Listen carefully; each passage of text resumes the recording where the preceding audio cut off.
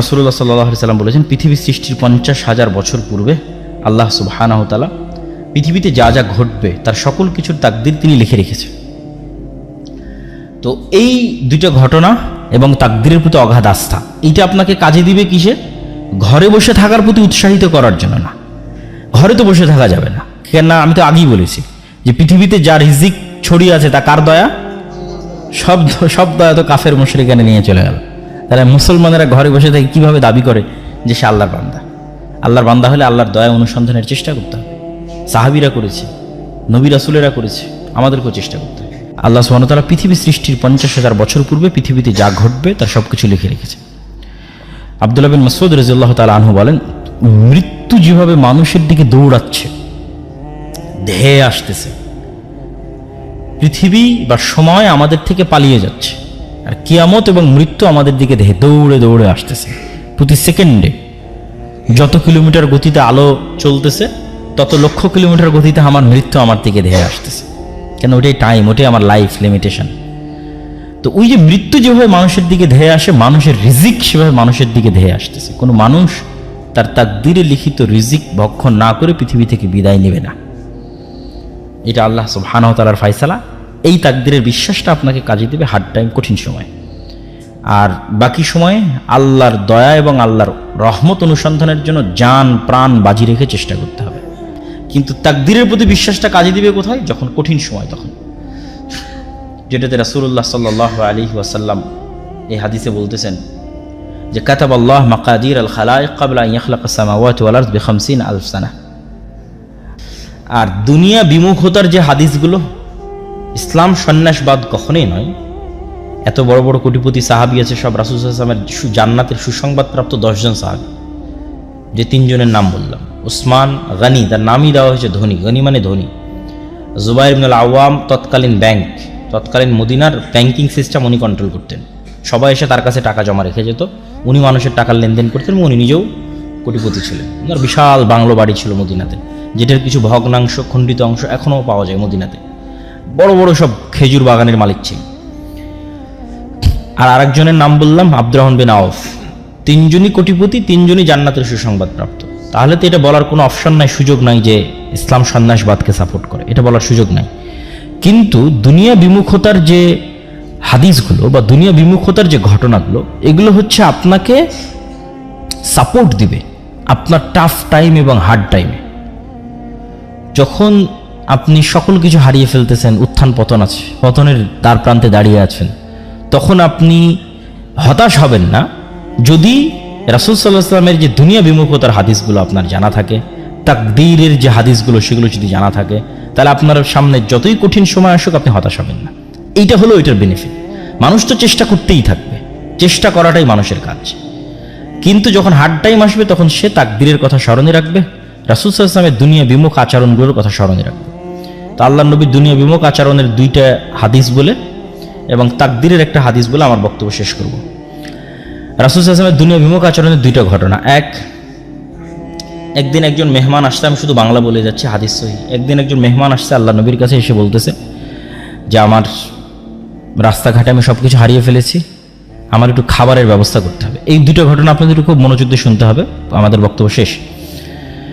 খাবারের ব্যবস্থা করতে হবে। আল্লাহ নবী লোক পাঠালেন তার স্ত্রীদের ঘরে, কিছু আছে কিনা খাবারের। তো ইন্ডিভিজুয়াল প্রত্যেকটা স্ত্রী এই অ্যান্সার দিয়েছে, ওয়াল্লাযী বাআসাকা বিল হক, হে মুহাম্মদ সাল্লাল্লাহু আলাইহি ওয়াসাল্লাম, যে আল্লাহ আপনাকে সত্য নবী করে পাঠিয়েছে, সেই আল্লাহর শপথ করে বলতেছে আমাদের বাড়িতে পানি ছাড়া খাবার দেওয়ার মতো কিছু নাই।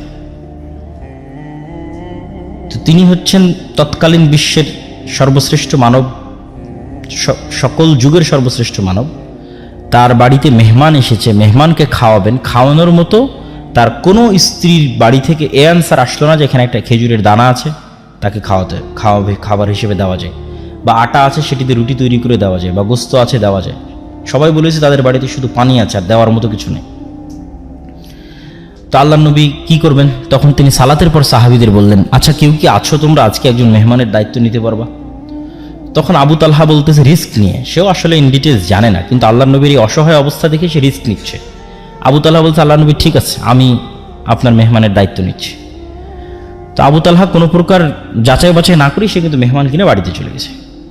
বাড়িতে গিয়ে স্ত্রীকে বলতেছে যে আচ্ছা আজকে তো আল্লাহর নবী আমাকে একটা কাজ চাপিয়ে দিয়েছে, একজন মেহমানের দায়িত্ব আমার উপর দিয়েছে, বাড়িতে কোনো খাবার আছে? তখন আবু তালহার স্ত্রী বলতেছে বাড়িতে তো বাচ্চাদের খাবার ছাড়া কোনো খাবার নাই, মানে ছোট 2-3টা বাচ্চা আছে, সেই 2-3টা বাচ্চাকে যে খাবার দিবে ওই খাবারটা ছাড়া কোনো খাবার নাই, তাহলে এখন করণীয় কি? তখন দুই স্বামী স্ত্রী মিলে পরামর্শ করেছে যে ঠিক আছে, এক কাজ করো, বাচ্চাদের খাবার না খাওয়াইয়েই ঘুম পাড়িয়ে দাও, বাচ্চাদের খাবার খাওয়ায়ও না, তাদেরকে না খাওয়াই ঘুম পাড়িয়ে দাও। আর মেহমানের সাথে তো মেজবানকে বসতেই হয়, মানে যাকে আপনি মেহমানদারি করাবেন আপনার বাড়িতে, যদি তাকে আপনি না বসেন সে তো অকওয়ার্ড ফিল করবে, বিব্রত বোধ করবে। তাহলে আমরা যখন একসাথে মেহমানের সাথে খেতে বসবো তখন কৌশলে বাতিটা নিভিয়ে দেওয়া হবে, স্বামী স্ত্রীর প্ল্যান।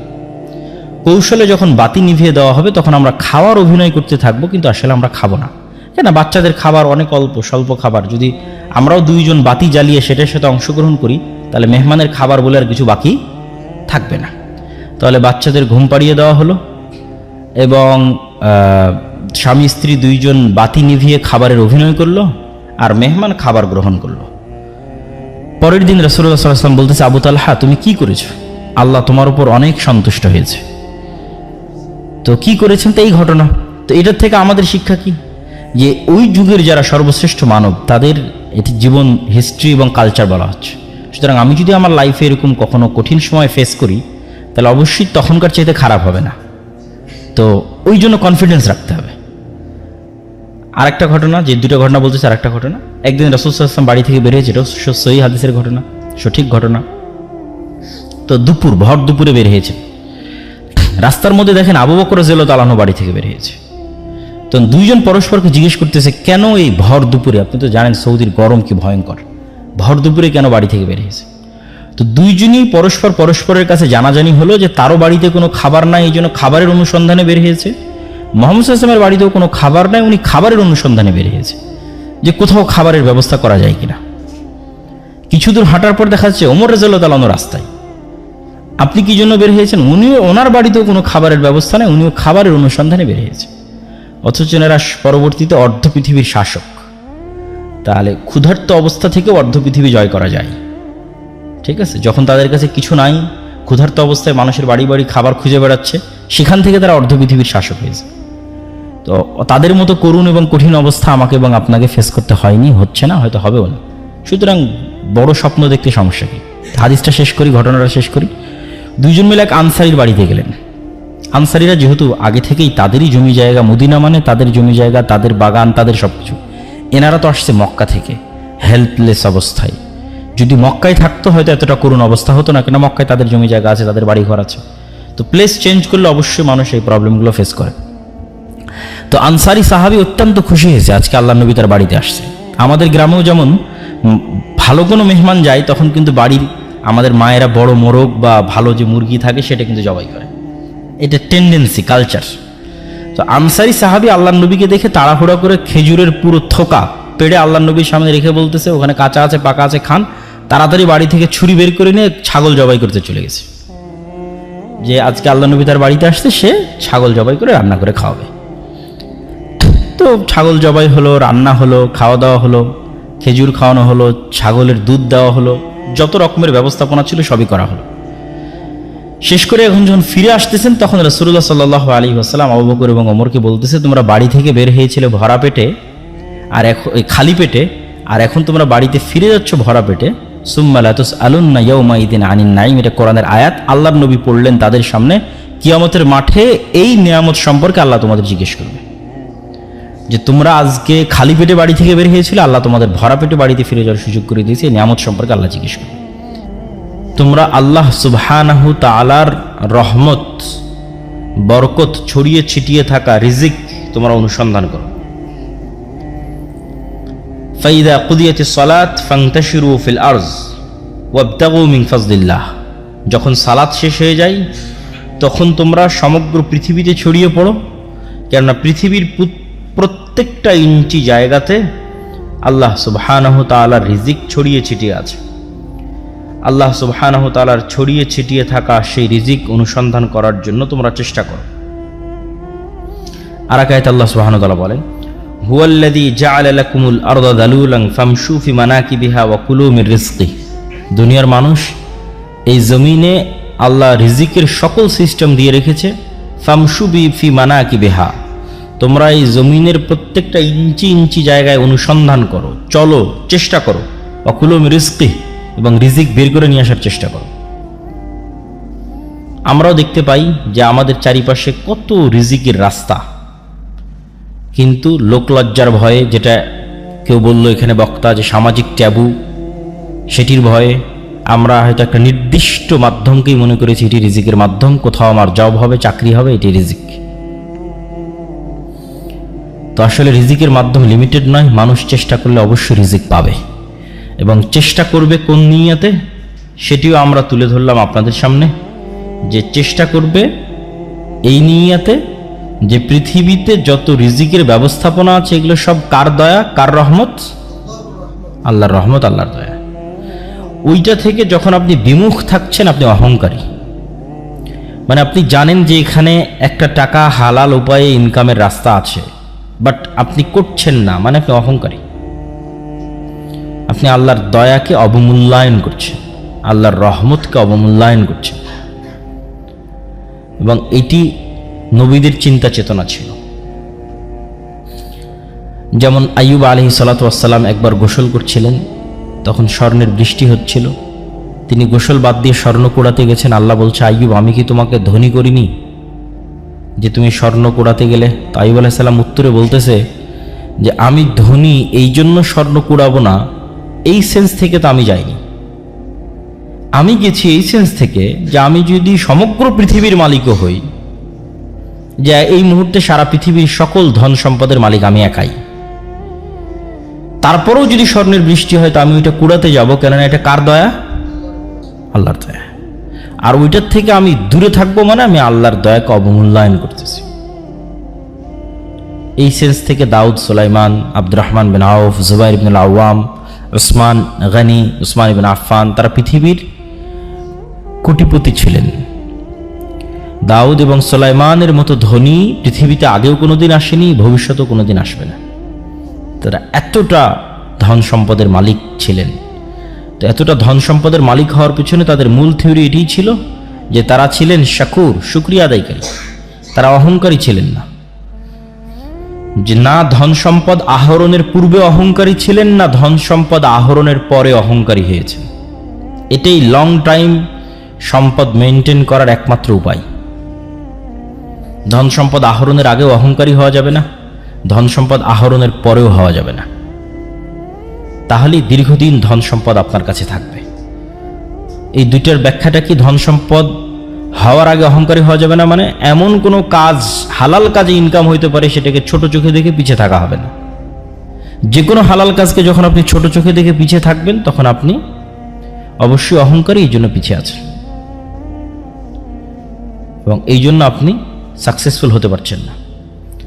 আর দ্বিতীয় যেটি, সেটি হচ্ছে ধন সম্পদ হওয়ার পরে অহংকারী হওয়া যাবে না। আল্লাহ সুবহানাহু ওয়া তাআলা বলেন, ইন্নাল ইনসানা খুলিকা হালুআ, আমি মানুষকে দুর্বল করে সৃষ্টি করেছি। ওয়া ইযা মাসসাহুশ শাররু জাযুআ, যখনই বিপদ আপদ মানুষকে ঘিরে ধরে সে হতাশ হয়ে যায়।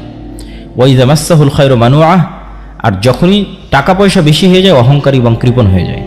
তাহলে এই যে মানুষের দুইটা ডাইমেনশন, যে যখন চারিদিকে বিপদ ভীত সন্ত্রস্ত, যখন চারিদিকে টাকা পয়সা কৃপণ অহংকারী, এই দুটাই আল্লাহ অপছন্দ করেছে। এটা দুর্বল ব্যক্তিত্বের পরিচয়ক। আর শক্তিশালী পার্সোনালিটির পরিচয়ক কি? চারিদিকে বিপদ আপদ দেখলেও সে ভীত সন্ত্রস্ত হয় না, হতাশ হয় না, তার সৃষ্টিকর্তা আল্লাহর প্রতি ভরসা রাখে। আবার যখন কোটি কোটি টাকার মালিক হয়, তখনও সে অহংকারী, পাপাচারী, অপচয়কারী হয় না, তখনও সে তার ন্যায় নিষ্ঠা বজায় রাখে। এই ব্যক্তিত্ব অর্জন করতে পারলে আপনার ধন সম্পদ আপনার কাছে দীর্ঘদিন কন্টিনিউ করবে।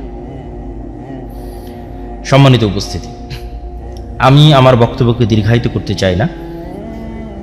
রিজিক অন্বেষণের প্রতি উৎসাহিত করতে গিয়ে একটি ছোট্ট ঘটনা বলে আমার বক্তব্য শেষ করব ইনশাল্লাহ।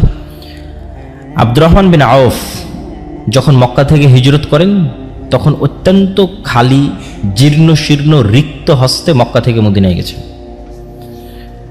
মদিনায় যাওয়ার পর তিনি এক আনসারি মানে সাহায্যকারী, ইনভেস্টর, বেশিরভাগ আনসারি ছিল ইনভেস্টর, আর বড় বড় ব্যবসায়ীরা সব ছিল মক্কা থেকে আসা। কেননা by default, by nature, by born মক্কার কুরাইশরা হচ্ছে বিজনেসম্যান, যেটা আপনারাও জানেন যে আমাদের নবীর স্ত্রী খাদিজা রাদিয়াল্লাহু তাআলা আনহা অনেক বড় বিজনেসম্যান। আল্লাহর নবী তার বিজনেসের দায়িত্ব পালন করেছে, তিনিও বিজনেস বোঝেন। ঠিক আছে, বদরের যুদ্ধ হলো কেন? আবু সুফিয়ানদের কন্টিনিউয়াস বিজনেস চলতো সিরিয়ার সাথে। ওই বিজনেস যে রুটটা ছিল, ওই রুটটা আল্লাহর নবী ব্লক করে দিয়েছিল। কেননা রাসূল সাল্লাল্লাহু আলাইহি ওয়াসাল্লামের সাথে আবু সুফিয়ানদের যে দ্বন্দ্ব ছিল, এটা শুধু ধর্মীয় দ্বন্দ্ব ছিল না। ঠিক আছে, এটার মধ্যে টাকা পয়সা সম্পৃক্ত ছিল, দুনিয়া সম্পৃক্ত ছিল, পাওয়ার সম্পৃক্ত ছিল। আপনারা অবশ্যই জানেন যে মক্কা হচ্ছে এইদিকে পশ্চিম, না পশ্চিম তো এইদিকে নাকি? মক্কা হচ্ছে এই পাশে আর মদিনা হচ্ছে এই পাশে, আর এখানে হচ্ছে সিরিয়া। তো মক্কায় হচ্ছে কুরাইশরা থাকে, তারা সমুদ্রের ধার দিয়ে, লোহিত সমুদ্রের ধার দিয়ে সিরিয়াতে বিজনেস করে। তো এই বিজনেস রুটে মধ্যে মদিনা। তো যখন মুহাম্মদ সাল্লাল্লাহু আলাইহি ওয়াসাল্লাম মক্কা থেকে হিজরত করে মদিনায় আসলেন, তখন তিনি বিজনেস রুট বন্ধ করে দিলেন। তো ওরা বিজনেস করবে কিভাবে? তখন তো যুদ্ধ অনিবার্য। এই জন্য কিন্তু বদর, উহুদ থেকে বাকি যে যুদ্ধগুলো হয়েছে, এই যুদ্ধগুলো এই কারণে যে মদিনা যত বেশি পাওয়ারফুল হবে, মক্কার ব্যবসা তত সংকীর্ণ হয়ে যাবে, কেন ব্যবসায় চলতো সিরিয়ার সাথে। তো এরা by nature, by default business করা জানতো। তো ওরা যখন ওখান থেকে মদিনায় আসছে, তখন মদিনার মানুষেরা টাকা পয়সা দিয়ে ইনভেস্ট করেছে। ঠিক আছে, তোমরা বিজনেস করো। আব্দুর রহমান বিন আউফকে বিজনেস করার টাকা দিয়েছে, জুবাইর ইবনে আল আওয়ামকে বিজনেস করার টাকা দিয়েছে, ওসমান ইবনে আফফানকে বিজনেস করার টাকা দিয়ে। এরা তো মক্কা থেকে পালিয়ে এসেছে, সবাই বড় বড় সাহাবী। কিন্তু এই প্রত্যেকটা বড় বড় সাহাবী অতি শর্ট টাইমে কোটিপতি হয়ে গেছে। তো আব্দুর রহমান বিন আউফ বললেন যে আমি তো উটের ব্যবসা বুঝি, আমাকে কিছু উট দাও, আমি আজকে থেকে বাজারে উটের বিজনেস শুরু করব। তো বাজারে যখন উটের বিজনেস শুরু করলেন, উনি একটা মূলনীতি মেনটেন করতেন। উট বিক্রি করার আগে বিভিন্ন অঞ্চল থেকে মানুষজন আসতো উটের বাজারে, উটের হাটে উট উঠতো। যেমন আমাদের অঞ্চলে কুরবানির সময় গরুর হাট হয়, গরুর হাটে উট উঠতেছে। তো উনি উটের খুঁটিনাটি সম্পর্কে খুব অভিজ্ঞ ছিলেন। উটের নেচার, স্বভাব, উটের খাওয়া, উটের ফুড সিস্টেম, ঠিক আছে, উটের আবাস বসবাস, উটের কালার, রং, শক্তি, সামর্থ্য, জীবন প্রণালী, বংশধারা, এভরিথিং সম্পর্কে খুব জানতেন। তো যে বিষয়ে মানুষ বিজনেস করুক, ওই বিষয়ে নলেজ না থাকলে তো আসলে সে বিজনেস করতে পারবে না। তো যেহেতু উনি উট বিষয়ে সবচেয়ে পারদর্শী, এই জন্য উনি উটের ব্যবসায় হাত দিলেন।